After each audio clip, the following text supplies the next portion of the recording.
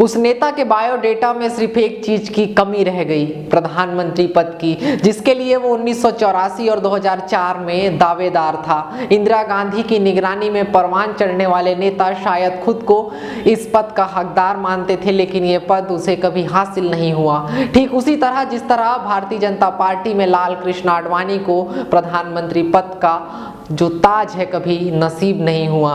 प्रणब मुखर्जी की कहानी सुना रहा हूँ आपको। नमस्ते, मेरा नाम आदित्य है, therulerpress.in देख रहे हैं आप। प्रणब मुखर्जी की बेटी शर्मिष्ठा मुखर्जी से 2015 में हुई एक बातचीत के दौरान ये बात सामने निकल कर आई थी कि उनके पिता को प्रधानमंत्री न बनने का हमेशा ही अफसोस था, लेकिन वो पार्टी में एक वरिष्ठ नेता होने के कारण इस चीज का इजहार कभी खुलकर नहीं कर पाते थे। 2012 में जब उन्हें राष्ट्रपति बनाया गया तो जाहिर है कि उनके सामने इस मुद्दे की बात की गई, लेकिन वो कभी इन चीज़ों को बाहर नहीं ला पाए। राष्ट्रपति बनने के बाद भी उनकी ये दिली इच्छा कभी सामने नहीं आ पाई।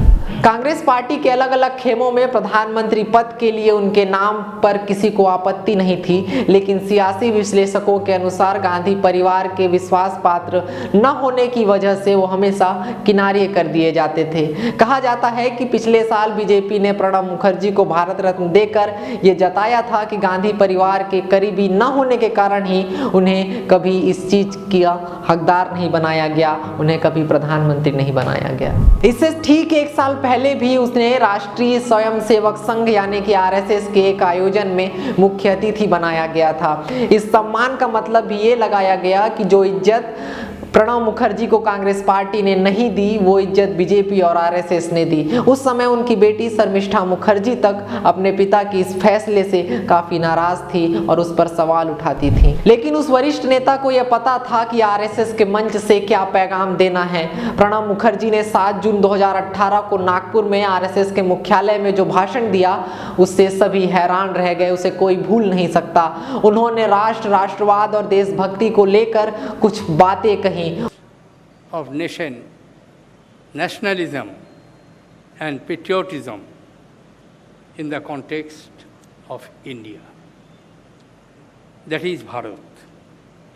These three concepts are so closely intertwined that it is difficult to discuss any one of them in isolation. उससे स्पष्ट हो गया कि मंच भले ही अलग हो, उनकी सोच में कोई फर्क नहीं आया है। आरएसएस के मंच से भी प्रणब दा अपनी बात कहकर निकल गए। उन्होंने अपने भाषण में भारत की असली राष्ट्रीयता पर बल दिया।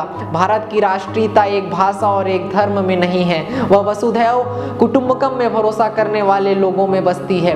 भारत के लोग 122 से ज्यादा भाषा और 1600 से ज्यादा बोलियां बोलते हैं। यहाँ 7 बड़े धर्म के अनुयायी हैं और सभी एक व्यवस्था, एक झंडा और भारतीयता के पहचान के तले रहते हैं। प्रणब मुखर्जी का यह भाषण सालों, वर्षों और सदियों तक याद रखा जाएगा।